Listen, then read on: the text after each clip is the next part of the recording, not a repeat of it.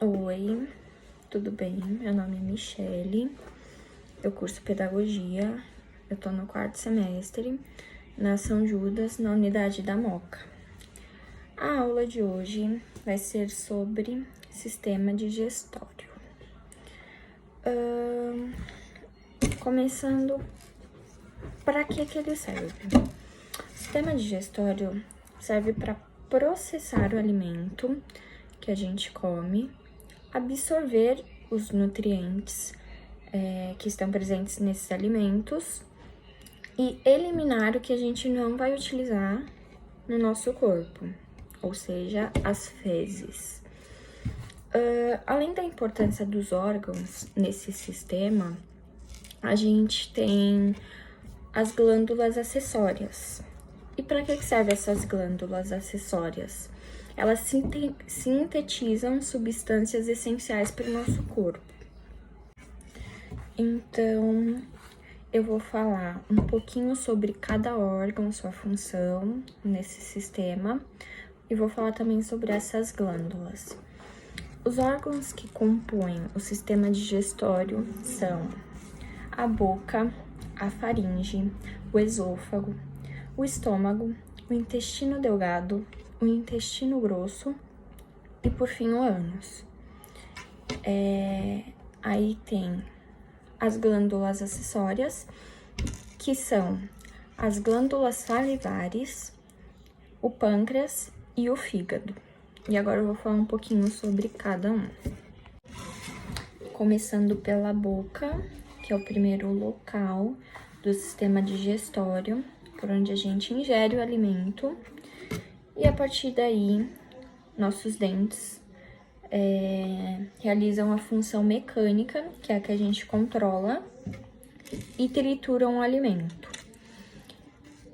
Aí tem a função da saliva, que ela já começa a digerir os carboidratos e vai deixando aquele alimento mais molinho. E a língua, que também é muito importante, ela faz a saliva juntar com o alimento e formar aquele bolo alimentar. Além disso, a língua também empurra o alimento para a faringe, que é o próximo órgão. Agora, a faringe, que é um órgão que participa tanto do sistema respiratório, tanto do digestório, porque é a faringe que abre e fecha a traqueia para entrada de ar ou do alimento, levando ele até o esôfago. Chegando no esôfago, ele começa a se contrair, e essas contrações têm nome, chamam contrações peristálticas, e são essas contrações que permitem o bolo alimentar sair da faringe e ir para o estômago. Agora, no estômago, que é onde o suco digestivo começa a agir, e ele começa a se misturar com o bolo alimentar, e quando eles se misturam, ele passa a ser chamado de quimo.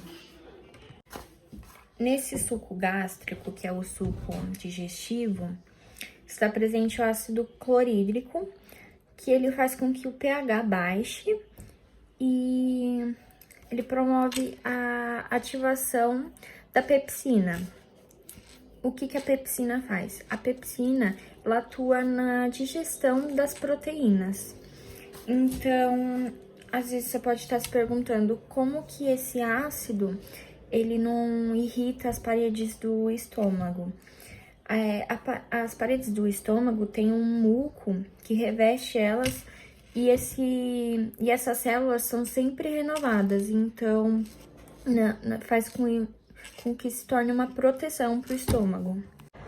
Depois do estômago vem o intestino delgado, que é o maior órgão do sistema digestório e ele é responsável pela maior parte do processo digestivo. É nesse órgão que é finalizada a digestão e a absorção de nutrientes. Esse órgão é dividido em 3 partes, que são o duodeno, o jejunum e o iléu. No duodeno, o quimo, que é a mistura do suco gástrico com o bolo alimentar, ele sofre ação do suco pancreático, da bile e do suco intestinal. As secreções pancreáticas, que é o suco pancreático, elas auxiliam na neutralização da acidez do quimo, porque ele vem bem ácido do estômago. E também apresenta algumas enzimas que atuam nas proteínas.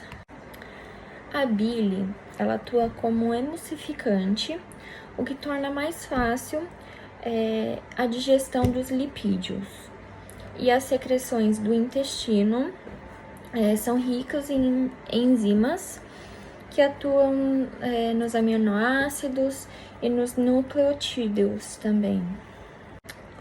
E por último, do intestino delgado, tem o jejuno e o ileão, que a principal função deles é absorver nutrientes por conta das vilosidades, que são dobras no revestimento do intestino, e das microvilosidades, que são projeções nas células epiteliais da vilosidade. E por último, temos o intestino grosso, que é nele que ocorre a absorção de água e a formação da massa fecal, que são as fezes. Ele também é dividido em 3 partes, o seco, o cólon e o reto. O seco tem uma projeção, que a gente chama de apêndice, e no cólon é responsável pela absorção de água, e é ele quem vai determinar a consistência das fezes. E por último, temos o reto, que é um canal, conhecido como canal anal, onde ele se abre para o exterior, que é por onde as fezes são eliminadas. Agora eu vou falar das glândulas acessórias, que eu falei lá no começo. Essas glândulas, elas liberam secreções que atuam na digestão. Tem as glândulas salivares, que eu também falei lá no começo, da boca. Elas ajudam a lubrificar o bolo alimentar, e elas também têm outra função, que é a função antibacteriana. Agora tem o pâncreas, que ele tem tanta função endócrina como exócrina, por isso é considerado misto. A exócrina, ele produz o suco pancreático, que nem eu falei também, que é aquele que neutraliza a acidez do quimo. E tem a endócrina, que é a produção de hormônios, como a insulina e o glucagon. Esses hormônios, eles têm funções inversas, então eles têm efeitos antagônicos. Qual é a função de cada um? A insulina, ela absorve a glicose pelas células e faz com que diminua a concentração da glicose. Agora, o glucagon é totalmente o contrário. Ele aumenta o teor de glicose na corrente sanguínea. Agora, por último, mas não menos importante, eu vou falar um pouco do fígado. O fígado, ele tem diversas funções, mas na digestão, a principal função dele é garantir a produção da bile. E a bile, ela funciona como um detergente. Tenho certeza que vocês já ouviram isso em algum lugar. A bile tem a função de detergente, então ela quebra a gordura. Agora eu vou fazer um resuminho de tudo isso que eu falei em 2 minutinhos, para fixar bem na mente e ficar mais simples também. O sistema digestório basicamente serve para processar o alimento e para absorver os nutrientes necessários para o nosso corpo e eliminar aqueles que não são necessários. Começa pela boca, com a ajuda da saliva, dos dentes, vai para a faringe, pro esôfago, pro estômago. No estômago é transformado em quimo, que é a mistura do suco gástrico com o bolo alimentar. Do estômago vai para o intestino delgado. O intestino delgado sofre ações de secreções do pâncreas, secreções do intestino e da bile. E é no intestino delgado que ocorre a absorção dos nutrientes. Depois do intestino delgado, vai para o intestino grosso, que é onde é formado o bolo fecal, as fezes. Do intestino grosso para o ânus, para ser eliminado. Agora eu vou mostrar uma imagem do sistema digestório para vocês entenderem onde fica cada órgão, para vocês localizarem onde fica dentro do seu corpo, enfim.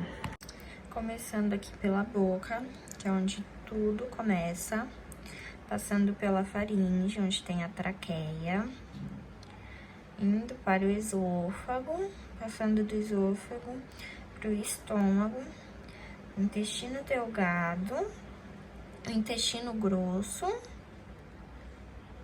e o reto, que é por onde tudo é eliminado. Agora eu vou falar algumas curiosidades sobre o sistema digestório. A primeira delas é que o intestino grosso tem em torno de 1,5 m. E, por incrível que pareça, o intestino delgado é maior ainda, tem em torno de 6 metros, tudo dentro da gente. E o fígado é o segundo maior órgão do nosso corpo. O primeiro, acredito que vocês não saibam, o que poucos sabem, o primeiro órgão é a pele. É o órgão que a gente tem que é maior. Além disso tudo, por conta do intestino ser muito grande, ter aproximadamente quase 10 metros, a comida leva em torno de 3 horas para passar por ele inteiro. Outra curiosidade é que ao longo da vida inteira, a gente ingere em torno de 50 toneladas de alimento. Outra curiosidade, que talvez ninguém queira saber, as flatulências, mais conhecida como gases, é o acúmulo de gás no intestino e ocorre devido à fermentação de alguns alimentos. E uma curiosidade sobre o estômago: todo mundo sabe que ele é muito importante no processo digestório, mas porque às vezes ele ronca, ele faz aqueles esses barulhos, eles são muito mais do que apenas o corpo pedindo comida. Eles também são reações naturais do processo digestório.